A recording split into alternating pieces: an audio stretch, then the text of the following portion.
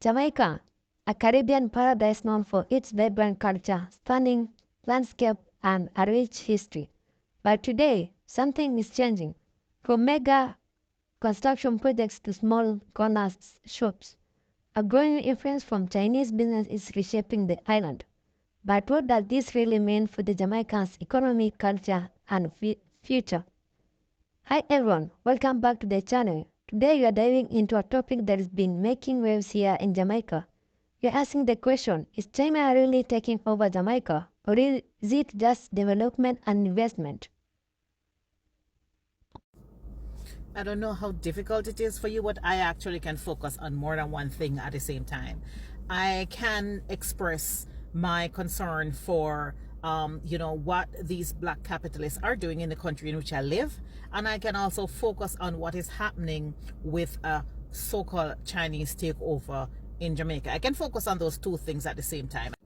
With that being said, from the discourse that I've seen online, not a lot of Jamaicans are focused on this so-called Chinese takeover. Sure, people whisper, but whenever I speak or when other creators speak out and say, we should have some grace for Haitian refugees who are seeking asylum in Jamaica, and we should have some grace for people who are suffering in Jamaica, and we should be careful of how we are allowing foreign capitalists to come and take over certain industries. It's the same Jamaicans at home who are attacking us. It's the same Jamaicans at home who are telling us to mind our business. I also believe that there are bigger issues at play. And one of those issues is the way in which Jamaicans, especially those at home, have been conditioned that certain things are the way they are and should stay the way they are.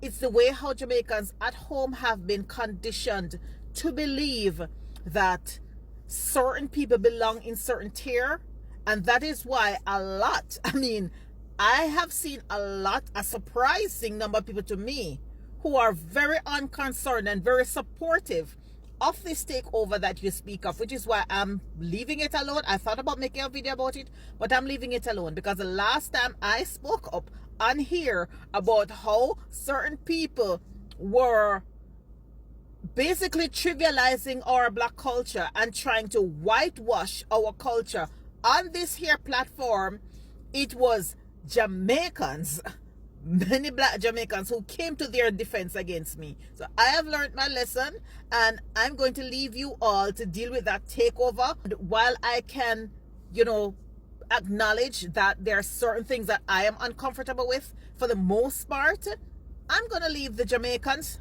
to figure this one out. In recent years, Chinese business have been making a major impact in Jamaica, from building roads, bridges, and even airports, to opening up shops and restaurants in nearly every town. Chinese investment is everywhere. At first, it was just a few shops here and there, but now you see them in almost every community. They are everywhere and they are doing things different. But why is China so interested in Jamaica? Since 2000s, China has poured billions of dollars into Jamaica, funding everything from infrastructure projects to real estate development.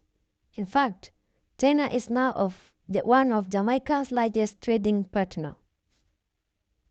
I don't like the way in which the Jamaican government has allowed the Chinese to come in and take over. I believe they own the major port there. I believe that the Jamaican government has given them lands in exchange for services. I believe they built at least one hospital there, a couple of schools. They had constructed a north-south highway or northwest highway that connects one part of the island to the other, so you don't have to drive all the way around to get there, which was necessary. But from what I read, in exchange for them building the highway, the Jamaican government has allowed them to keep, I believe, nearly all of the toll fees on that highway for a certain amount of years. We're giving up too much to get too little. And what bothers me the most about Jamaica, they are the most Pan-Africanist and the most unapologetic of the Caribbean islands. And so if China can take Jamaica, taking the rest of the Caribbean won't be that difficult. Breeze.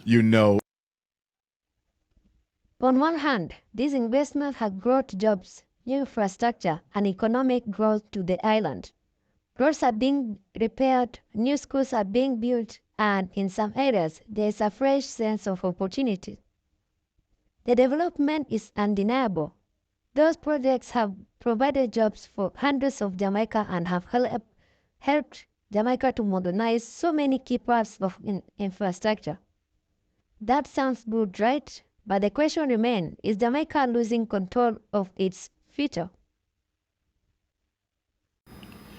I have a question for Andrew Holness, Kamina J. Smith, and Dr. Horace Chang. As a Jamaican, I'm really concerned, and I just want to express myself, and maybe other Jamaicans feel the same way. In Jamaica, we have over 76,000 Chinese living there, whether they are Chinese descendants or recently migrated to Jamaica, right? Boom. Chinese are able to work in our country, have businesses for over 5 years without paying taxes, while Jamaican people or Jamaican new entrepreneurs who starts businesses have to pay taxes off rip. First of all, they can't even get funding to start a business, much less. Now, what the Chinese them do is once you reach 5 years, they just call down another family member and put the business in their name, and the process continues, and they don't pay taxes, right? But that's not really why I'm here. I'm here because I realize that even as Jamaicans, we need a visa to go to China. But check this out. Chinese don't need a visa to come to Jamaica. That is unfair. To me, that's all ridiculous. You know how much Jamaicans would love to go to China for whatever reasons, whether short stay, business, or pleasure. Like, there gotta be some type of renegotiation. This is 2025, not 1865. So Andrew Holness, Dr. Horace Chang, and Minister of Foreign Affairs, Kamina J. Smith, my namesake, please, me I beg you, look into this. Think about it as a politician. Me not have the education I have, you know.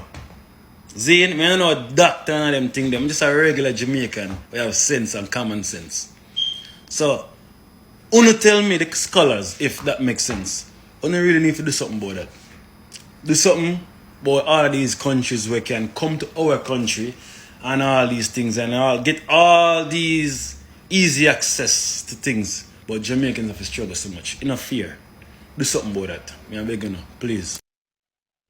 As Chinese businesses expand, there are growing concern among locals. Many are worried about Jamaica becoming too dependent on foreign investment and whether this influence could undermine the country's sovereignty.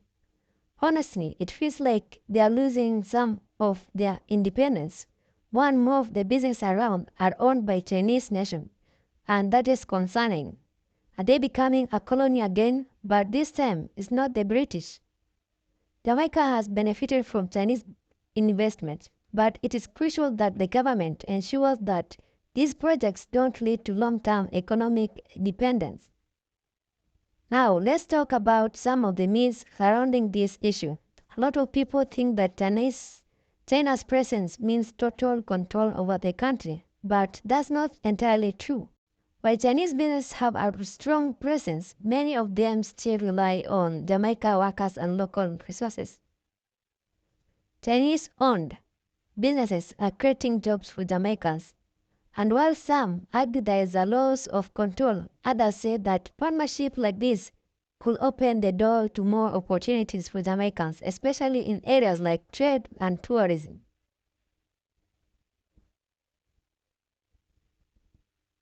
So everyone has been asking how the Chinese mechanics got into Jamaica. Well, here are the facts. Did you know that in 2015, Jamaica signed over the Kingston Freeport, our main port, our lifeline to China, who has full control for 30 years?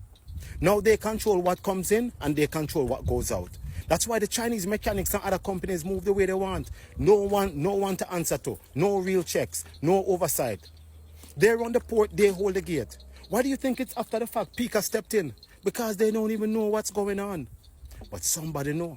Because when it comes to these little things, don't think you can think on the same level you were programmed to think on. You have to change your frequency sometimes. And we are standing on the outside of our own house. We can't even act like we never know. Listen, we will never get out of slavery. Because a nation that can't even control its own port is a nation already conquered. Just without the chains. What is important is that Jamaica remains vigilant and makes sure that it's benefiting from this partnership in the right way, without sacrificing its independence or culture. Let us know what your thoughts. Do you think China influence is helping or harming Jamaica? Drop a comment below and don't forget to like and subscribe for more.